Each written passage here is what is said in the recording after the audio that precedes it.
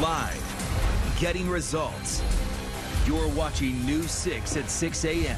Now on the morning news, Hurricane Dorian slowing down overnight. Our team of meteorologists has been pointing the latest changes to the storm's track. And several local communities prepare for mandatory evacuations. We have live team coverage on families being urged to leave today. But we start with Dorian's track. Good morning, Central Florida. Time now, 6 a.m. I'm Justin Warmoth. I'm Kirsten O'Connor. Thanks for waking up with us. I'm Bridget Ellison. Troy and Trooper Steve are here as well. And time is running out, guys, to really get ready for this, even though it did slow down. Yeah, we're already seeing some of those outer bands moving into Brevard County. Then we're going to see more moving in as we talk about those winds. Let's get right to it and show you the track. As of 5 o'clock this morning, here is the center of that this development here. We're talking about the eye of the storm right over the Grand Bahama Islands, but I want to show you the track with winds at 165 miles per hour, moving west at only 1 mile per hour. So it's pretty much stationary right on top of Grand Bahama Island. It will likely make a turn sometime in the next few hours and move right along our coast sometime Tuesday early in the morning on through Tuesday afternoon, and then Wednesday morning riding along the coast by about 40 miles. Now again, it could be farther to the west and impact us directly, but even here you have to remember we have winds of tropical storm force up to 140 miles from the center of this storm and hurricane force winds at 45 miles from the center. So if this does move farther inland, all of Central Florida would have at least tropical storm force winds, if not hurricane force winds. Again, Tuesday through the day and then Wednesday. Here's the radar, some outer bands in southern Brevard County. There is the rain that continues to spin as this is stationary right on top of the Bahamas, about 104 miles from West Palm Beach. Let's go to meteorologist Jonathan Kegas. Sorry, Jonathan, almost forgot your name, trying to get too fast here. It is all good. Yeah, temperatures getting back into the 80s, 90s this afternoon. Of course, all the focus is on this storm. Now, the center of circulation is still about 100 miles off our shores, as Troy mentioned. Those outer bands really starting to work back in. In terms of the timeline for Central Florida, we'll start to see impacts as early as this afternoon as those outer bands start to spiral in. An isolated tornado threat going to happen later on today. It's not widespread, but as those outer bands come on, interacting with land and that friction and the shifting winds, we could see a few of those today. Gusty thunderstorms in those outer bands, of course. Tomorrow morning, we'll really start to see tropical storm force winds and heavy rain ramp up, especially along the coast to start. Conditions continue to deteriorate later through the day on Tuesday and into Wednesday especially. That's when hurricane force wind gusts are going to be likely. The breeze still going to be around on Wednesday as well. We're finally going to start to see impacts go back down late Wednesday night and into Thursday, guys.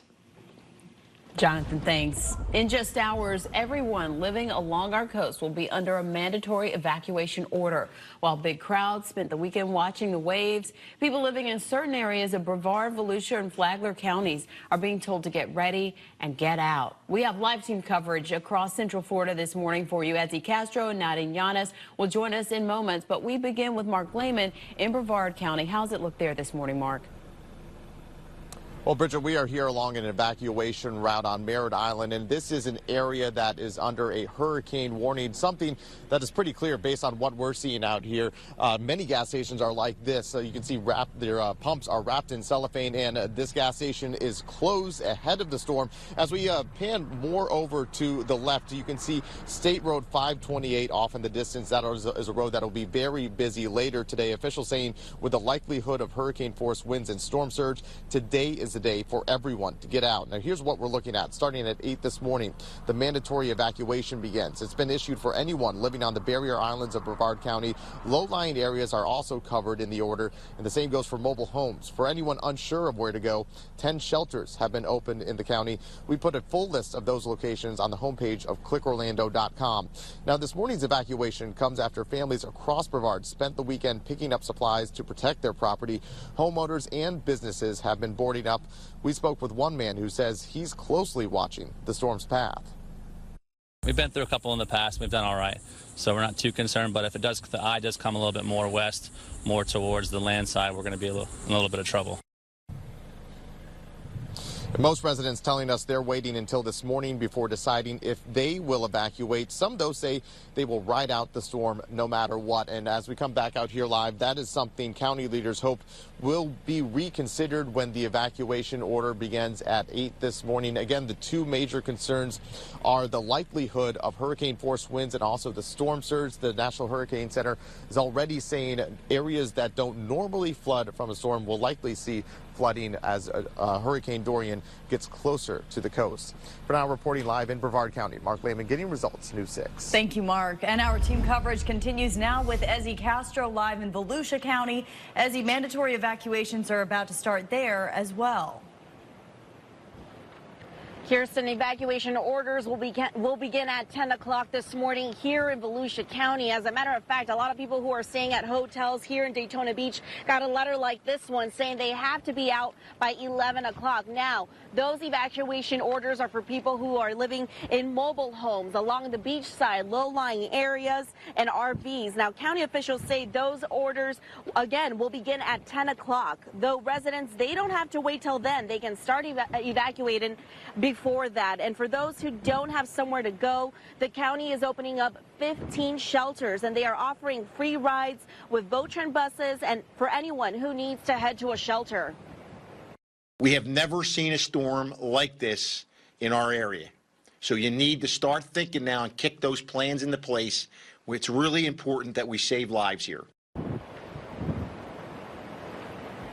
Now, back out here live, county officials say no one will be allowed to go into the water starting later this afternoon, and that a curfew for the beach side will begin tomorrow, Tuesday, at 6 o'clock. Now, if you need a list of those shelters here in Volusia County, there are shelters for special needs and also for those who have pets. We have that list on our website, clickorlando.com. Live in Daytona Beach, Ezzy Castro, Getting Results, News 6. Ezzy, thank you. And in just the past few hours, Flagler County leaders also announced there will be a mandatory evacuation announcement later this morning.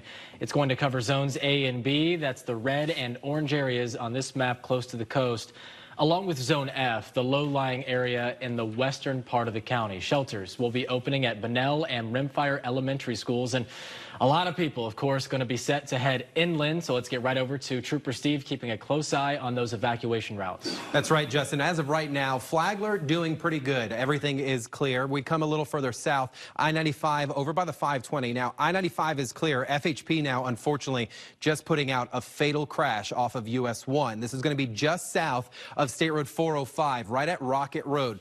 Do expect some serious delays now that are going to build up along US 1 in this area. So as of right now, the intersection is shut down right here. This is right in the Bellwood area. Your alternates, I've got two red arrows pointed at them because it's going to be the only way to avoid this is going to be Kings Highway and State Road 405. You got to go in and head west and continue past this. This is just coming out, single vehicle versus a pole. Unfortunately, one deceased on scene. So this will take some time to clear up. Once it does clear up along US 1, I'll let you guys know. We take a quick zoom out here so we can check out the Florida Turnpike. Everything is looking good on the Florida Turnpike for now. If anything changes, I'll let you know. Guys, back to you. Thank you, Steve. Dorian has reportedly turned deadly while causing catastrophic damage in parts of the Bahamas, where the Category 5 storm has stayed over the islands. New video from overnight shows heavy rain and wind continuing to slam Grand Bahama Island. Along with damage to homes, cars have overturned and many power lines have come down. Cell phone video here also shows heavy flooding and roofs ripped off homes. It is tough to look at. Local media in the Bahamas is reporting a 7-year-old boy drowned and his sister is missing after their family tried to seek shelter. There are growing worries this morning that the death toll will quickly rise once the storm finally moves through. Orange County is hoping to avoid the worst of Dorian, but several shelters are still open and many heading there could be from the coast. In many cases, Orange County becomes a host county because of evacuations from the coastal communities. 11 shelters opened in the county yesterday with volunteers handing out food and comfort kits. The county landfill will be open today for anyone looking to get rid of yard debris, but the operation to hand out sandbags is now over. All county parks will open this morning, but then close at 3 p.m. It's 6:09. Meteorologist Troy Bridges has been busy all morning watching these updates on Dorian and that track. We are waiting for this turn to happen, Yeah, Troy, I was just drawing these lines on there. That's what took me a minute to get out here. Of course. Because we are waiting for that turn, but even if it is this far from the coast, we're going to be seeing it about 45 miles. That's what this line indicates. I tried to draw it straight, but then I heard you announce me, so I ran out here. Anyway, 45 miles off the coast, sometime between Tuesday morning and Wednesday morning for a 24-hour period as a Category 4 weakening to a Category 3. Keep in mind the winds are extending out 140 miles from the center of this storm as tropical storm force. So look at this. I drew a line. This is 140 miles from the center of that line. So that takes you all the way to far western Marion County with tropical storm force winds. So if it stays on this track, we will definitely have tropical storm force winds in all of central Florida, and hurricane force winds are extending 45 miles. So that would be right along the coast. But again, you have to look at the cone. If it stretches farther off or moves farther off to the west, then more of us would see hurricane force winds. So we all have to be prepared for tropical storm force winds. Right now, the winds are at 165 miles per hour, down from 175 that we saw at 11. And look at this. It's barely moving west at 1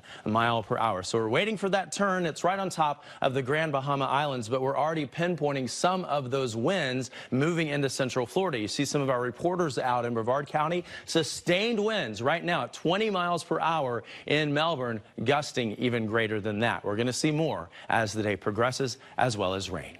All right, thank you, Troy. 6:11 coming up, evacuations extending beyond Florida. The other coastal areas where everyone is being ordered to leave. And trimming the trees to keep neighborhoods safe, workers share their insight for protecting your home. 6:14, if you're just waking up with us, we're keeping an eye on Hurricane Dorian. The powerful Category 5 storm slowed down overnight, but it's still expected to bring dangerous conditions to central Florida's coast. Meteorologist Troy Bridges and Jonathan Kegas will be back in a few minutes to pinpoint the potential local impacts.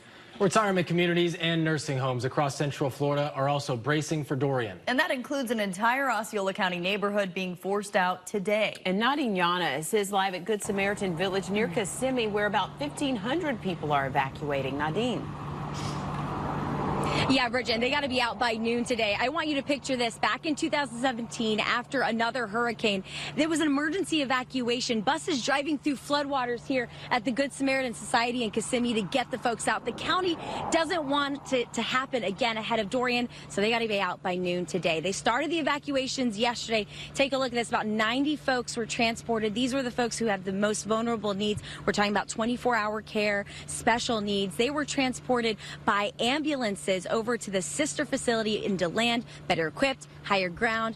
They're ready for Hurricane Dorian over there. As for the other 1,400 residents, they have to be out today. We're not talking about a single building. This is an entire neighborhood of sorts. And we spoke to the spokesperson. They said they're going to try to get them to other area shelters. If not, get them to stay with family. The county today issued a mandatory evacuation for the Good Samaritan Society Kissimmee residents. On our entire campus, we have 1,500 residents. So we're working to encourage all of our senior living residents to make accommodations and to evacuate. And for those that need assistance, we're going to provide that.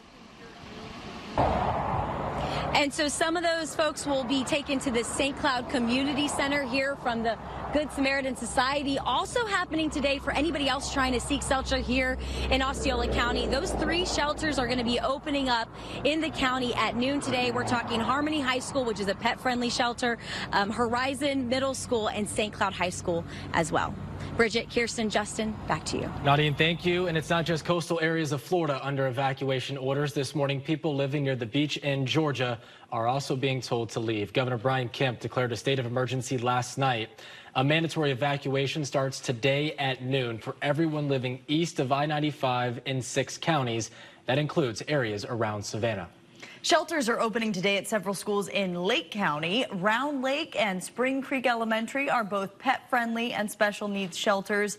Leesburg, Lost Lake, and Umatilla Elementary Schools, along with Mount Dora High School, will also house families. All shelters are set to open at noon. Local tree trimmers are working long hours in hopes of getting results and protecting homes. We saw crews getting yards ready in Orlando yesterday, and workers tell us it's important to take care of these trees year-round, not just during hurricane season. It's also important to get all of those trimmings and everything put away, too, because it can turn into a projectile. Yeah, I don't want it going through my front door. And we just got a Facebook comment from someone asking about the trash pickup. Yeah. A lot of the trash pickups have been, decided they're not doing that. Put those trash cans in the garage, please. And move the tree branches somewhere else. Absolutely, because they'll fly through your neighbor's window. Or they can clog the drains. Yeah, not good news. We're talking about this thing riding along our coast, likely if it makes that turn. Hasn't made the turn yet, but it has slowed down. That's the good news. Right now, the winds are at 165 miles per hour, so it's weakened over the Grand Bahama Islands. It will continue to likely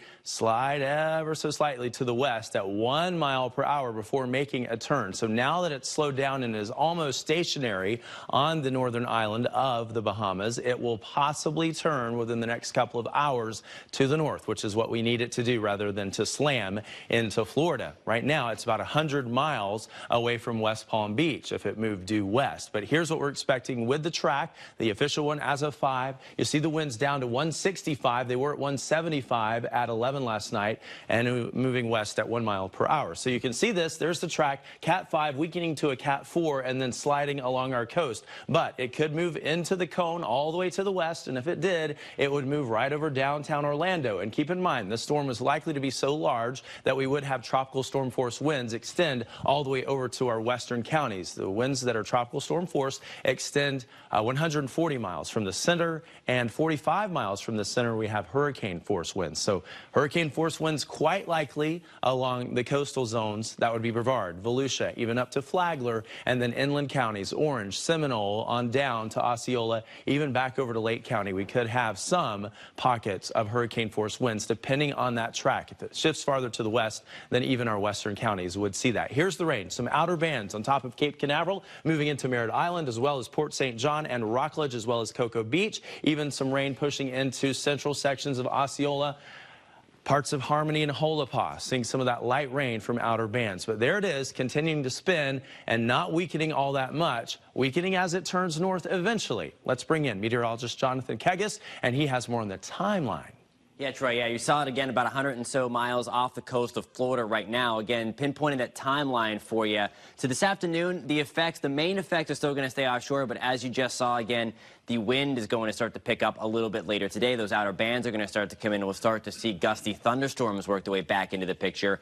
As we get into tomorrow, that's when impacts really start again. We'll see the winds really crank up. Hurricane force wind gusts going to be likely, especially along our shores. The rain is going to pick up as well, the heaviest east of Interstate 4. As we get into Wednesday, the rain, the wind still cranking up, especially Wednesday morning. As we get into the evening hours, we'll start to see things improve a little bit. Certainly things can be much, much nicer by the time we get into Thursday and Friday. Now let's take a look at your pinpoint accurate forecast. Temperatures Your today, forecast brought to you by Del Air Heating and Air Conditioning. Temperatures today are going to get back to around 90 degrees. Again, we are dodging those storms. Some of those could be on the stronger side with those tropical storm force winds as those outer bands start to spiral on through. Now let's get results and pinpoint your 7-day forecast. Again, temperatures today on the cooler side as a result of those showers and thunderstorms from Dorian. You see we're back to the middle 80s tomorrow as rain becomes likely. We'll start to turn hotter again as we dry things out behind Dorian. We can finally stop talking about this thing Thursday and Friday. Now let's get a check on those roads with traffic safety expert Trooper Steve, brought to you by Napleton Automotive. Thank you, Jonathan. Right now, we are starting with a fatal crash, unfortunately, in Brevard. FHP just putting this out over at US 1 and Rocket Road. So this is just south of the 405, just east of State Road 407. If you're traveling north and south on US 1, A1, this portion right here, over in the Bellwood area, your alternates are going to be the Grissom Parkway to get around this. FHP is now on scene, and they're putting out more information. As they put it out, I'm going to let you guys know. Coming a little further inland, got Got to check on the 408 this morning at Lake Underhill. East and west, everything's moving pretty clear. No construction, no heavy traffic, even for 620 this morning. St. Cloud, good morning to you. East and west on US 192. Coming into Kissimmee this morning, currently no problems on the south end of Central Florida. So we're clear from Celebration, Poinciana, Kissimmee, even Intercession City. Things are looking good. Guys, back to you. We'll check back in with you. Thank you, Trooper Steve. A flood warning for an area impacted by Hurricane Irma 2 years ago. Up next, where a local river is expected to bring standing water again. Plus, volunteers getting results ahead of the storm, how the Red Cross is already helping local communities get prepared. This morning, the Red Cross is bringing volunteers from across the country to Central Florida to help get results and prepare for Hurricane Dorian. More than 600 volunteers have already arrived to help.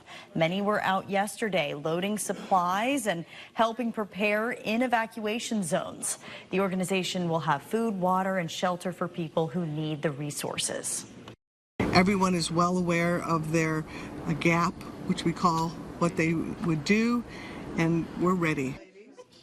The Red Cross says more volunteers are always needed. They are asking anyone who wants to help out to contact them right away. And the National Weather Service has issued a flood warning for the St. Johns River in part of Lake County. Video shows the flooding Hurricane Irma caused in Astor 2 years ago. The river has already reached minor flood stage. Boaters are being asked to keep slow speeds if you go out there. County officials expect flooding to reach about 2 feet over the next several days. We're getting updates this morning on school closures across Central Florida. We've learned UCF will be closed through at least Wednesday. Other local colleges are also canceling classes over the next few days. We have posted the full list on clickorlando.com. In the meantime, Brevard and Lake counties are closing public schools through at least Wednesday, while Volusia County is canceling classes through Thursday. So far, all other local counties have only announced closures through tomorrow. We will let you know if that changes. And still to come, we continue live team coverage of Hurricane Dorian. Our team of meteorologists is pinpointing changes to the storm's movement. Plus, evacuations ordered up and down the coast. We're live with the final preparations as thousands of people get ready to hit the roads. Live, this is News 6. Hurricane Dorian slowing down and losing some of its punch, but it remains a Cat 5, and now all eyes are on Florida and just when the storm will make that turn. Meantime, thousands are being ordered out ahead of the storm. We have live team coverage as many prepare to evacuate the coast. Good morning, Central Florida at 6:30. I'm Bridget Ellison. And I'm Kirsten O'Connor. Thanks for staying with us on your Monday. I'm Justin Mormith. Troy Bridges and Jonathan Kegas, both pinpointing the latest. We'll start with you, Troy, and that new track just out this morning. We've zoomed in so you get a good idea of what we can expect right here. Of course, you can see there is the track as we zoom in on it right here on Central Florida. We did have some questions about what we mean by tropical storm force winds. Those are winds up to 40 miles per hour or greater, and we are likely to see that sustained on this track all the way over into our western counties. That's Lake, Sumter, and Marion. So once again, 40-mile-per-hour winds or greater sustained with greater gusts than that. Hurricane force winds extend 45 miles from the center. So along the coast, we would see sustained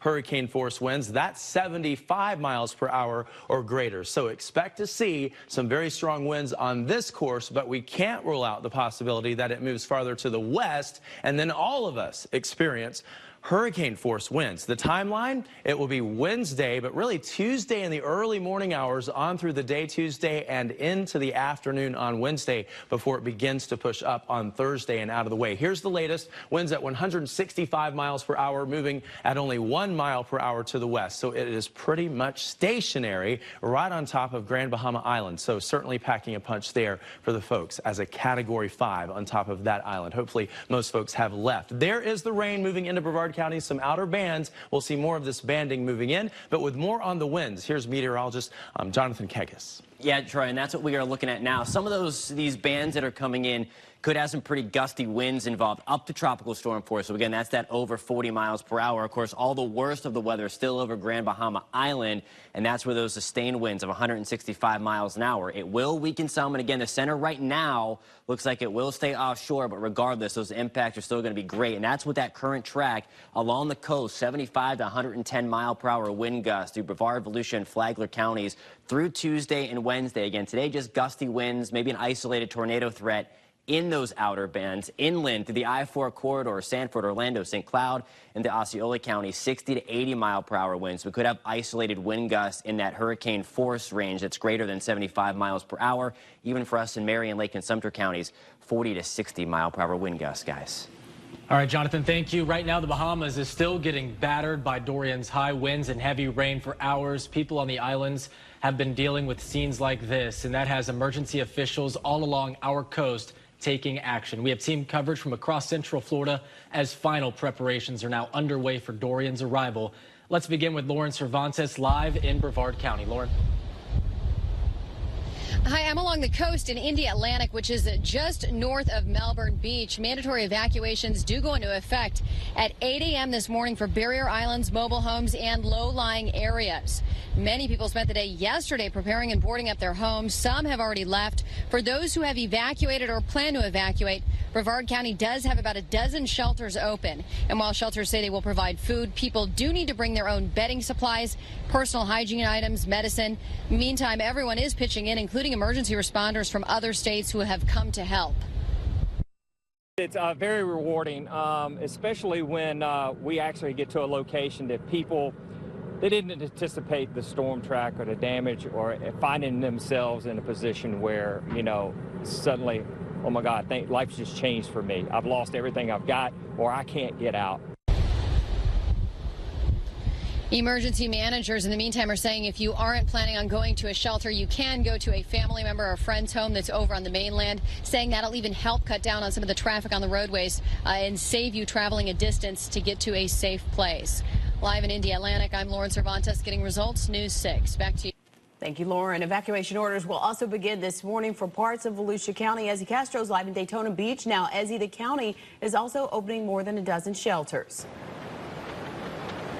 That's correct, Bridget. They're actually opening up 15 shelters for people with special needs and also people with pets and obviously regular shelters as well. And this morning you're getting a look at the water here in Daytona Beach. You can tell it's a little bit choppy out here and the wind is starting to pick up a little. Now, a couple of things for those evacuating. If you're living along the beach side, low-lying areas, RVs and mobile homes, the order for evacuations start at 10 o'clock, but you can leave before that. It may actually help with traffic. You can also ride boat train buses for free if you are going to a shelter. The transit agency says everything will be up and running today. And one thing emergency managers have really been stressing about, if you are in a beachside area, the time is ticking to evacuate. That's because once the wind speeds reach 39 miles per hour, which could likely happen at some point tomorrow, all the bridges crossing the Halifax River will be shutting down and won't be reopened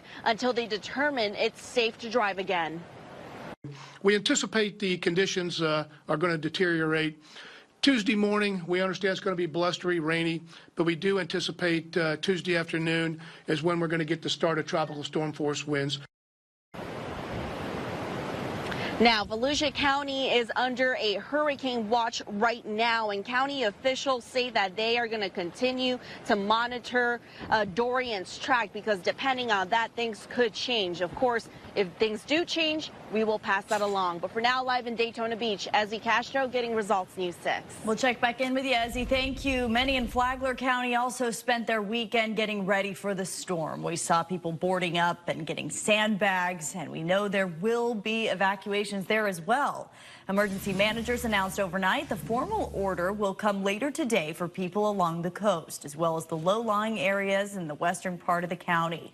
The formal order is expected later this morning, but leaders say if you already planned on leaving, you should do so first thing this morning. And of course, that's because there will be a whole lot of people making traffic, people trying to get out of harm's way, of course. Let's get over to Trooper Steve. He is helping us figure out those evacuation routes. How are they looking right now, Steve? Right now, I've changed the DOT cam from I-95 out to I-4 right now. The banner I didn't change yet, but this is I-4 at Kennedy, and you can see this is the westbound right-hand side. Active car fire, fully involved in flames right now. Again, westbound I-4 approaching Kennedy. Don't know why DOT cam's moving on me, but as you're moving westbound, fire rescue is just going rolling out on scene out there. So be careful, stay to the left-hand side. Jumping out to the coast, everything looking pretty clear out on 95. However, FHP is dealing with a fatal crash along US 1 right at Rocket Road. Your alternates this morning is going to be Kings Highway over to Grissom Parkway. That's going to be your north and south instead of using US 1 this morning, at least for right now. Of course, once this clears out, it'll take some time, but I'll let you know. Guys, back to you. All right, Steve, thanks. With evacuation orders in place, Governor DeSantis is urging Floridians to take action and leave before it's too late. If you are in an area that has flooded in prior hurricanes and you're given a voluntary evacuation order, you really need to seriously consider heeding that and evacuating. You know, when the water gets high, there's not a whole lot you can do about that. And given the uncertainty of the storm, it's better to err on the side of safety. And many people who live on the coast are heeding the warning and coming inland. Carolina Cardona continues team coverage from the I-Drive area in Orlando. And Carolina, many people getting hotel rooms and deciding to stay there. That's right. Here along I-Drive, many of the hotels are booking fast, and a lot of them are already sold out. A lot of those people that are staying in this area are coming in from the coastal areas where there is an expected storm surge, and there is a mandatory evacuation that will start today. Several of these hotels have already waived modification fees for those who have to extend their stay, and cancellation fees have also been waived for those who couldn't make it to Orlando. Other hotels are offering evacuee rates for those affected by the hurricane. We spoke with a couple who came in from Merritt Island for Labor Day weekend. During Irma, around my house got flooded pretty bad, so now I'm here with her grandparents. Just thinking about how dangerous the winds could be and just where Merritt Island is and just being so close to the beach, I think it's really important to just get, you know, stay away as far as you can. And like Trooper Steve said, it's very important to heed to those evacuation suggestions by the authorities. Another couple that we spoke with says that they live in Orlando, but they decided to stay in a hotel because they think it's more convenient in case there are power outages and there are issues with running water. So obviously they do not want to go through the stress of all of that. Reporting live in Orlando, I'm Carolina Cardona, News 6. Thank you, Carolina. And some airports in Central Florida are making adjustments due to Dorian. The Daytona Beach International Airport is already closed. Orlando Melbourne International Airport will be shutting down today at noon. Orlando International Airport says it is going to stay open, but will be monitoring the weather. We'll let you know if that changes. And while there is still plenty of gas available statewide, that may not be the case in evacuation zones. We were there as workers at one station in Cocoa Beach wrapped up the pumps before evacuating overnight. There should be a good supply, though, as people head inland. 6:40. Let's get back to meteorologist Troy Bridges now. And Troy, what is the latest on Dorian? We keep waiting for this turn to happen. Oh, we are watching the winds because we're seeing our crews out on the coast, and they're dealing with winds already. Sustained winds at nearly 15 miles per hour at Daytona Beach, gusting near 30 miles per hour. Remember, 39-mile-per-hour winds and greater would be tropical storm force. 74-mile-per-hour winds and greater would be hurricane force, and we're seeing 20-mile-per-hour sustained winds in Melbourne. So all along the coast, the winds are sustained at close to 15 to 20 miles per hour, gusting at 30 miles per hour. So getting closer to tropical storm force gusts, at least. Right now, the winds in this storm, 165 miles per hour. That's down from the 175-mile-per-hour winds we saw at 11. So it has weakened a bit, and it's slowed down, moving west at only 1 mile per hour over the Grand Bahama Island. It will continue to make that turn to the north. It hasn't done it yet, but we are expecting to see that turn, and as that happens, it will ride along our coast. The question is, will it be right on top of the coast, or will it be even farther inland? Right now, when you look at the cone, it could go anywhere left or right within these white lines, but here's the center of the cone coming in Tuesday 2 p.m. as a Category 4 with winds at 140 miles per hour, about 40 miles from Fort Pierce, and then right there at Wednesday 2 a.m., 125-mile-per-hour winds, a possible Category 4 weakening to a Category 3 as it moves along our coast or even on top of our coast, depending on how far west it does move. Lots of folks wondering if we would see tropical storm force winds. Even on this track, we would, and that would be near 40 miles per hour far inland to Marion County. Guys, back to you. All right, Troy, thank you. Our continuing coverage of Hurricane Dorian will continue. Still ahead, Central Florida hospitals take precautions ahead of the storm. Why one facility chose to evacuate all of its patients just in case. This portion of the news is sponsored by Papa John's. Hurricane Dorian is holding on to its powerful Category 5 strength as it hovers over the northern Bahamas. The big question now, just how close it will come to Florida. Meteorologists Troy Bridges and Jonathan Kegas will be back in less than 3 minutes with another update. And with Hurricane Dorian so close to our coast, one hospital has evacuated its patients already. This is video from Health First Cape Canaveral. The hospital's on a barrier island. It sits right in the middle of the Banana River. Officials say they've been either releasing or moving patients over the last few days, with the final group leaving yesterday. Is it tricky? Is it difficult? You know, it's we want to make sure that it's as seamless to the patient as possible. We want to make sure that they continue to get that good quality care that they've been getting here, and so we've tried to make it as seamless and as easy as them as possible. But it is quite an undertaking. We trained for this. And those patients who were moved were taken to one of 3 other Health First hospitals. With the uncertainty of Dorian's track, several states along the East Coast are preparing for some type of impact. Yes, and already evacuations have been ordered in Georgia and South Carolina for an estimated 1 million people. In South Carolina, a state of emergency has been declared for certain coastal counties, with the governor warning residents Dorian's not a storm to take lightly. In North Carolina, it's a similar situation, with the governor there also declaring a state of emergency.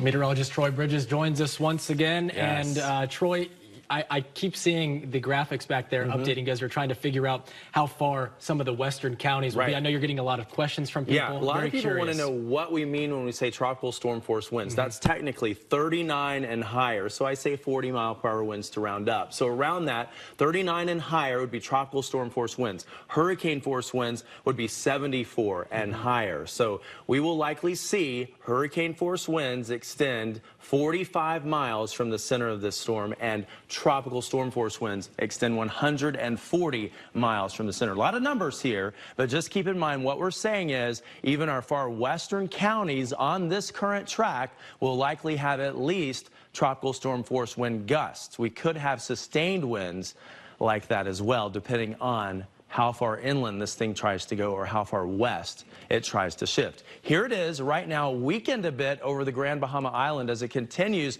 to move to the west very slightly. In fact, it's pretty much stationary, moving west technically at 1 mile per hour. So we will likely see this thing stall out and then eventually make that turn to the north, hopefully before making some sort of landfall. We want to keep it off land when we talk about that eye. But right here, the middle of the cone would be the eye. And again, I've drawn a line here showing 140 miles. So from the center, if this would be the center, we would see tropical storm force winds all the way to far western Marion County. That is all of Marion County, all of our area. Even though you're not technically in the cone, you will likely have tropical storm force winds on this track. So just keep that in mind. Hurricane force winds 45 miles from the center. So of course that would be sustained along the coast, gusts up to hurricane force far inland. But you have to look at this white line. It could shift all the way over to that white line, and that would put hurricane force winds for all of Central Florida. The winds within the storm right now, maximum sustained at 165 miles per hour, down from what we saw yesterday. Yesterday's winds were 185 at one point, moving west at 1 mile per hour, so pretty much stationary. Again, there's the track, taking it as a Category 4, then eventually weakening to a Category 3 somewhere along our coast if it doesn't move inland. There's the radar. We are scanning some skies here and seeing some showers, pinpointing some heavier downpours where you're seeing some yellow, but that's a little pocket or two trying to move closer to Cocoa Beach and Cape Canaveral. We've seen this with these outer bands over the past hour or so, and we'll see more as this thing continues to move slowly closer to the coast. So as it does, more of those outer bands will bring rain and even the risk for some tornadoes. With more on what we can expect, let's go over to meteorologist Jonathan Kegas. Yeah, Troy, and again, that system's still about 100 miles away from the shores, but as you mentioned, there are those outer bands coming in. I think once we get to the afternoon, we'll really start to see those outer bands start to impact just a little bit more, even an isolated tornado threat going forward within those outer bands. That is something that we are keeping our eyes on over the next several hours. Today, though, relatively speaking, on the calmer side until we get into the evening, so make sure preparations are done by this afternoon. Along the coast, again, our impact is going to be the greatest no matter where the center tracks. Gusts 75 to 110 miles an hour. The beach erosion likely going to be significant. That's on top of 4 to 8 inches of rain, isolated amounts of around a foot, and a 3 to 8 foot storm surge as well right along the coast. Then again, that is right along the coast. Further inland into Seminole, Orange, and Osceola counties, gusts still could push hurricane force 60 to 80 miles an hour. 3 to 6 inches of rain is going to be possible. Isolated higher amounts could also lead to flash flooding. Tornado threat not zero, especially in those outer bands, but the dirty side where the tornado threat is highest looks like it's going to stay offshore as we go over the next couple of days. Further inland for us in Marion, Sumter, Lake counties, as Troy was just mentioning, tropical storm force gusts in that 40 to 60 mile per hour range are going to be likely. So still the opportunity for spotty power outages. The tornado threat still going to be low, but not zero. Now let's show you your pinpoint accurate forecast. Your forecast is sponsored by Florida Home Improvement Associates. All right, temperatures today getting back into the upper 80s. We are pinpointing a few of those storms coming in our direction. Some of those could be strong with tropical storm force gusts. That's over 40 miles an hour in and of themselves, and that isolated tornado threat. Now let's get results and pinpoint your 7-day forecast. Temperatures again over the next couple of days, relatively speaking, on the cooler side with the extra clouds and extra rain. You see it there. We'll warm things back up Thursday into Friday as Dorian finally pulls away. Now let's check those roads with traffic safety expert Trooper Steve with your Napleton Automotive traffic report. Thank you, Jonathan. Westbound at I-4 right at Lee Road. Currently, your right lane is currently blocked. Now, the fire is out, but the crews are still out on scene out there. Again, it's westbound I-4. You can see FHP now rolling up to finish the investigation portion of this along with the road ranger. As you're headed westbound, you won't see a fire, but you'll see plenty of red and blue lights out there. Give them some room. Let them clear this out. The fire is out right in front of there. Again, I-4 right at Lee Road. No major delays just yet, but just that right lane is shut down. Turnpike checking out really nice this morning, especially right around the Turnpike I-4 area. All your ramps are open. No active construction in the area. Jumping out to the coast here, we do still have a fatal crash out in Brevard County at US 1 and Rocket Road. Guys, north and southbound currently shut down, so your alternate is going to be Kings Highway over to Grissom Parkway or the 405 to Grissom and to take that south. Guys, back to you. Thanks, Trooper Steve with Dorian. Expected to at least, very least, skim the Florida coast. Areas to the south of us are also preparing. Next, what officials in Indian River County are doing today in hopes of keeping people safe. 6:55, in a matter of hours, mandatory evacuation orders will begin just to our south. People living on the barrier islands in Indian River County will start moving inland. And that evacuation order includes the Vero Beach area starting at 8 o'clock. Businesses along the beach are putting the final touches on their preps, with many spending Sunday boarding up. Emergency officials say people need to head out before it's too late. Most places across Central Florida have stopped handing out sandbags, but there are still a few places along the coast providing them. In Flagler County, sandbags will be available today from 9:30 until 3:30, as long as supplies last, at the FTI building on A1A and Santa Maria del Mar Church in Flagler Beach. People in New Smyrna Beach can fill up sandbags today from 7:30 until 12:30. That's at the city's maintenance headquarters. And in Daytona Beach Shores, sandbags are still available at the Public Safety Building around the clock. This special edition of the Morning News will continue. Still ahead, mandatory evacuation set to get underway. The people being told to leave coming up in a live report.